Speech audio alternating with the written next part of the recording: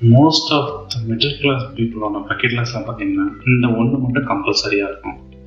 அது என்னன்னு தானே கேட்குறீங்க? அதுதாங்க, நமக்குன்னு ஒரு கார். அது செகண்ட் ஹேண்டாக இருக்கட்டும், இல்லை புதுசாக இருக்கட்டும், பட் நமக்குன்னு ஒரு கார். நீங்கள் தமிழ்ல ஆல்ரெடி பார்த்துருப்பீங்க. இந்த வீடியோவில் நம்ம எர்டிகா VXi வேரியன்ட் காரை பற்றி தான் பேச போகிறோம்.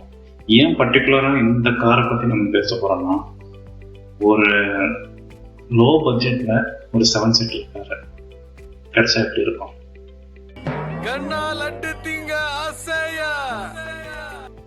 அதுவே central government GST benefit plus state government GST benefit, இந்த ரெண்டும் சேர்த்து கிடைச்சா எப்படி இருக்கும்?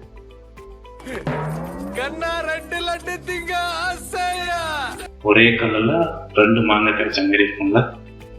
அதுக்காக தான் இந்த வீடியோவில் நம்ம எர்டிகா VXi வேரியண்ட்டை பற்றி நம்ம பேச போகிறோம்.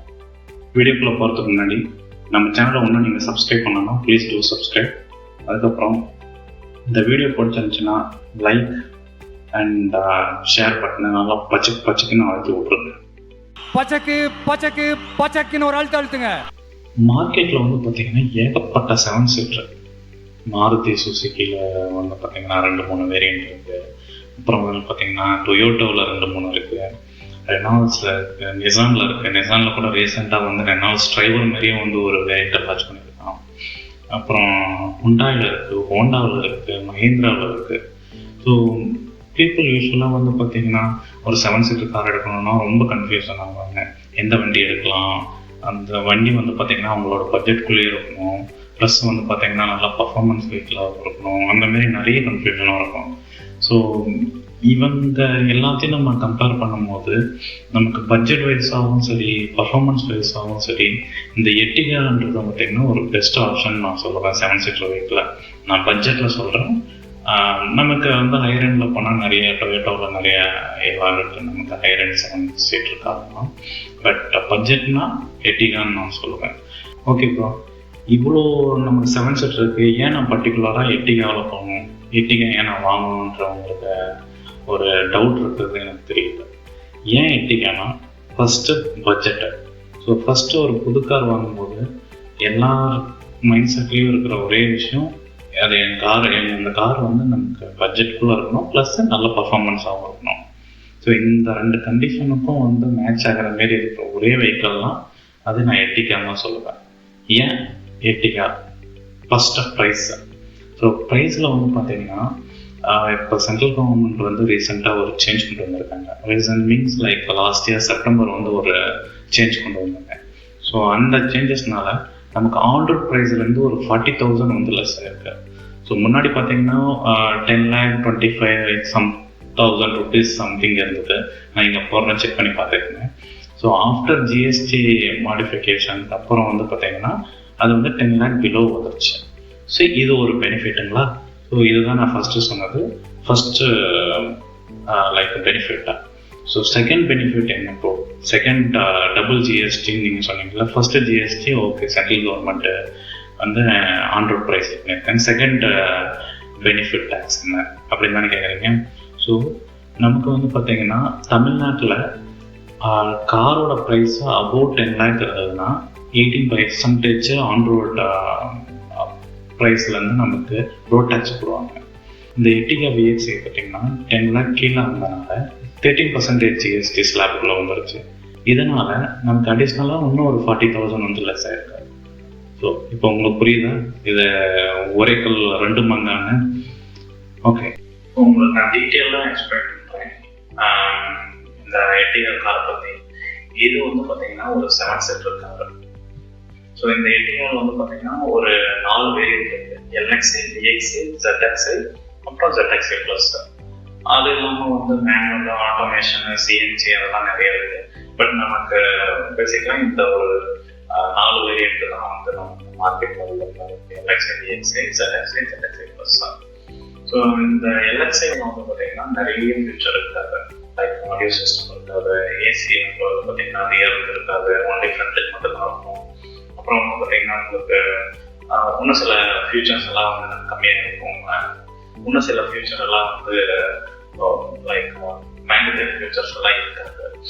இதே VXi பார்த்தீங்கன்னா ஒரு மிட் லெவல் டாப் வேரியன்ட் மாதிரி இருக்கும்.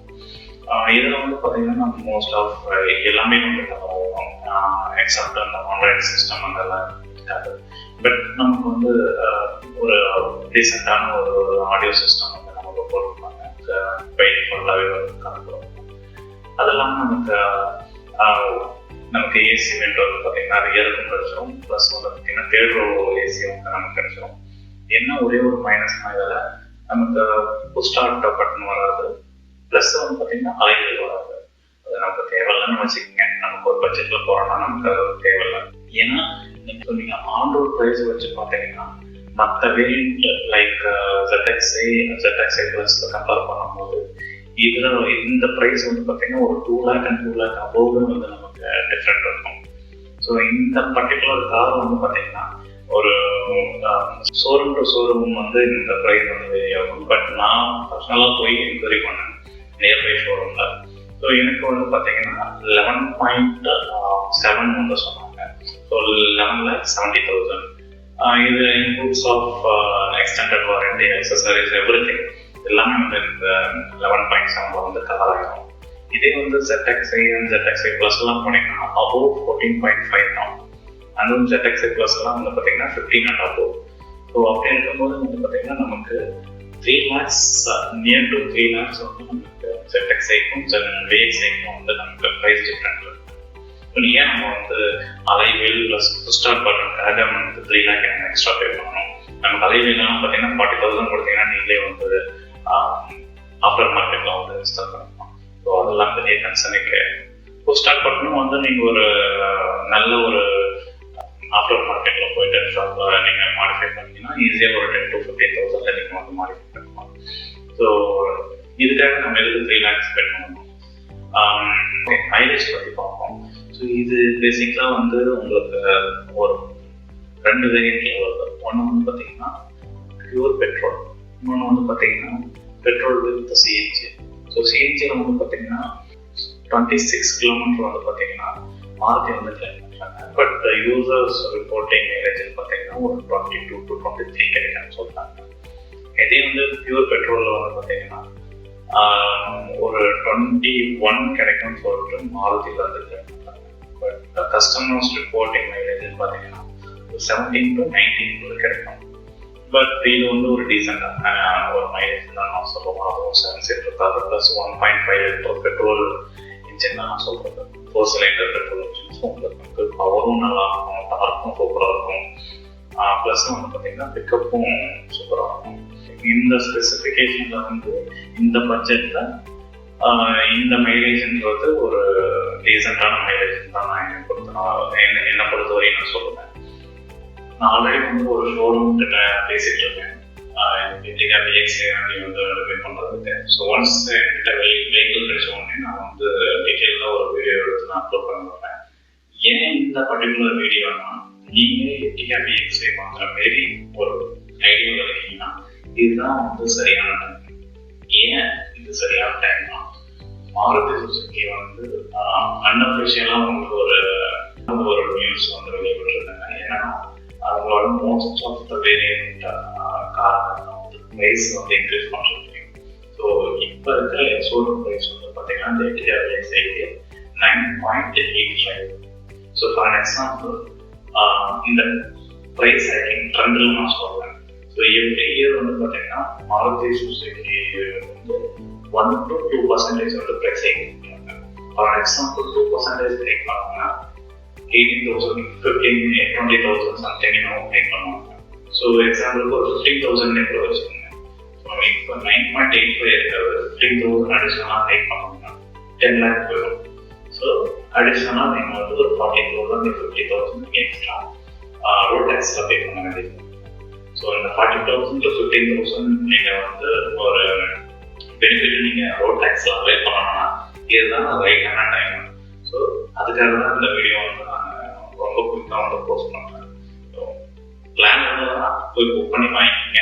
வண்டி வந்து டிஸ்பேச் ஆகிடுச்சுன்னு வண்டி வந்து டிஸ்பேச் ஆகிடுச்சுன்னு அவங்க சொல்லிட்டாங்கன்னா சட்டனை வந்து நீங்கள் இன்வாய்ஸ் ஃபுல் பேமெண்ட் கட்டி விடுறேன். அவங்க எப்போ வந்து ப்ரைஸ் ஹைக் பண்ணுவாங்க தெரியாது.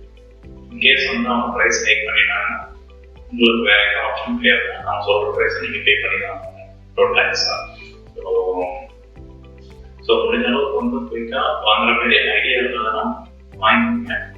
பட் ஓகே வாங்கியே ஆகணுன்ற டைம்லாம் கிடையாது.